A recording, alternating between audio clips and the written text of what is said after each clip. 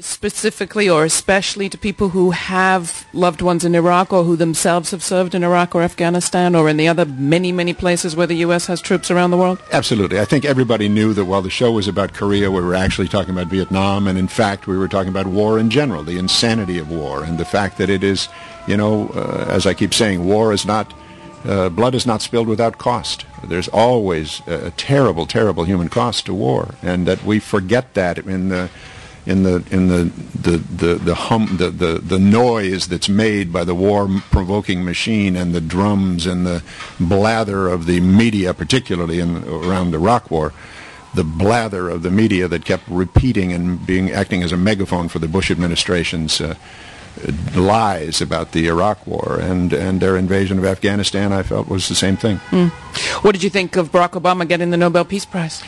I'm pleased. I think it requires some things of him, but I think it's also a statement on the part of the international community that there's been a shift, and they recognize that shift. At least that there is the indication that there's going to be a new approach on the part of the United States of America to its relationship with the rest of the world, and I think that's a very good thing.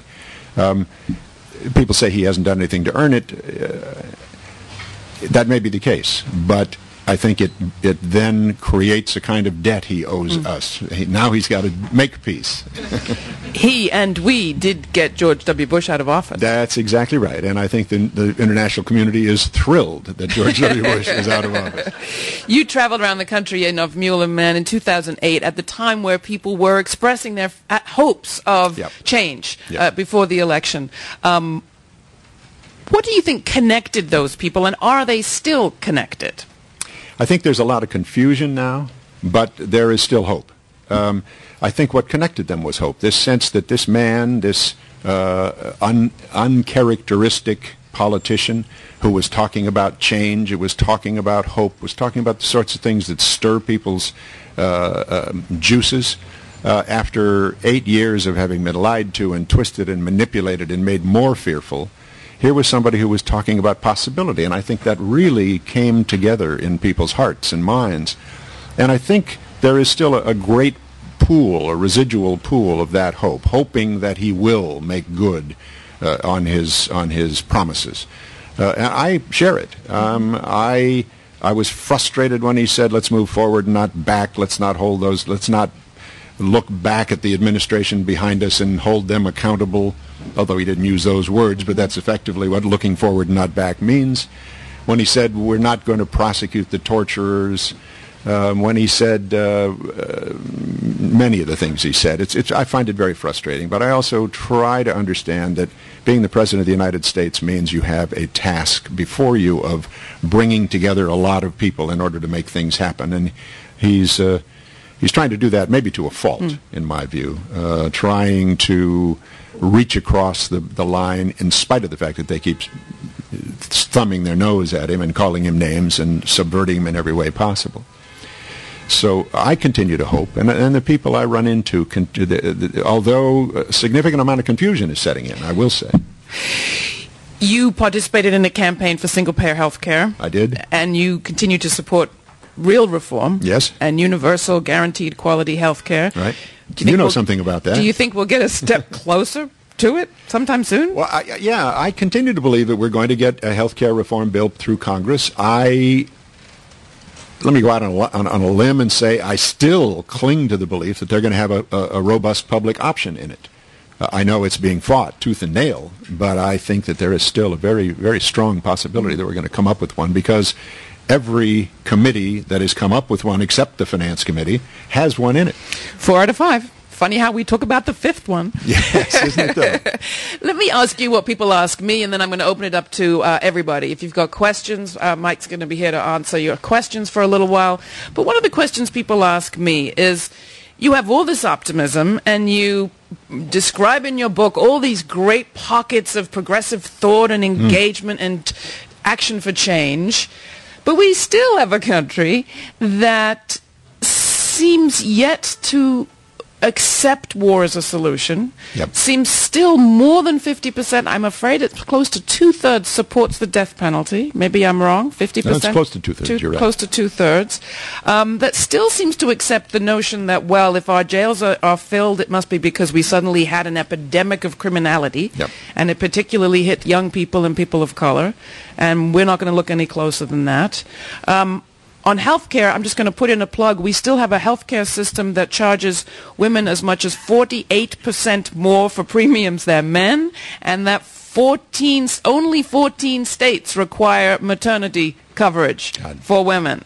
It is legal to discriminate. It is legal to deny women full maternity care. And when the insurers are asked how do they possibly justify this, they say maternity is a choice, which one hopes that it is, but not exactly a pre-existing condition. But they do claim now, as I understand it, some that spousal abuse, violence in the home, is a pre-existing condition. Yes, and deny coverage. Which means that coverage will be denied. Unbelievable. So, all of that being true, you have in the one hand this, and in the other hand this. I want good answers for that question next time I'm asked.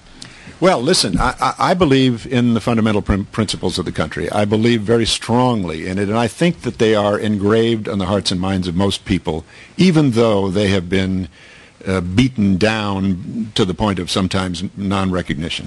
To take the death penalty, I've been working against the death penalty for 30 years, and the death penalty, which was in late 80s and early 90s, was around 85 to 90% support, is now, if you just simply ask the question, do you support the death penalty for capital crimes, yes or no, about 62% of the people will say yes. But if you say, if you had the option of life in prison without the possibility of parole or the death penalty, which would you prefer? More people would prefer life without parole.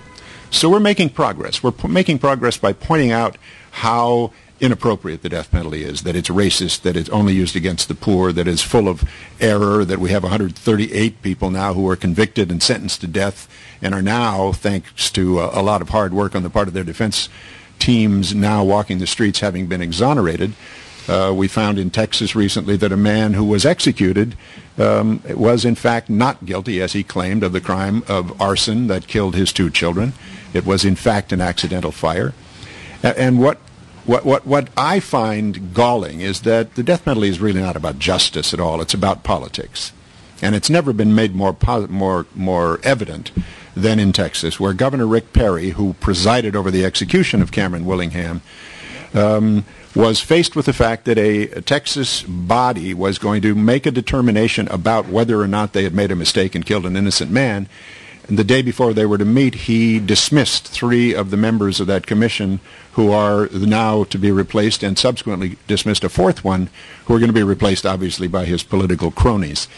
But I think the obviousness of that, I think the ham-handedness of this kind of behavior begins to expose people, and that's why I believe these poll numbers are falling. I believe people are beginning to understand that there's something very wrong with this system. Even George Will, a conservative columnist, said in one of his columns, after reading Barry Scheck's book about the work of the Innocence Project, he said, conservatives are supposed to be skeptical about government programs. The death penalty is a government program. How can they not be skeptical about the killing of people in our country? So I think we're moving. I will tell you a very odd story. I was here in January, and I did Sean Hannity's show. Sean and I have debated this issue and debated many other issues over time. And the first thing he said to me was, you know, we've debated this issue for a lot of years, and I want you to know you've persuaded me. I now oppose the use of the death penalty. Oh, my God, my chin is on the table. Yes. And he said that on the air. Thank you, Mike. Absolutely. Is there one voice in your head in those moments, and you've traveled all over the world, and I've been particularly moved by some of what you've said about what people in Latin America have told you, a part of the world where there's real change, I think, happening. Is there a voice in your head that's the voice you hear when you think, I am just too tired to do this today? Oh, yeah. Oh, yeah. And whose is it? Well, it's mine that says, you stupid fool, what are you doing? Do you? And my father, who says, you stupid. Yeah. No, it's, sure, there are times when you just get so damn tired and so frustrated and so beaten down. But if I may, I'll tell you a story. I was in El Salvador, as I mentioned, in 1982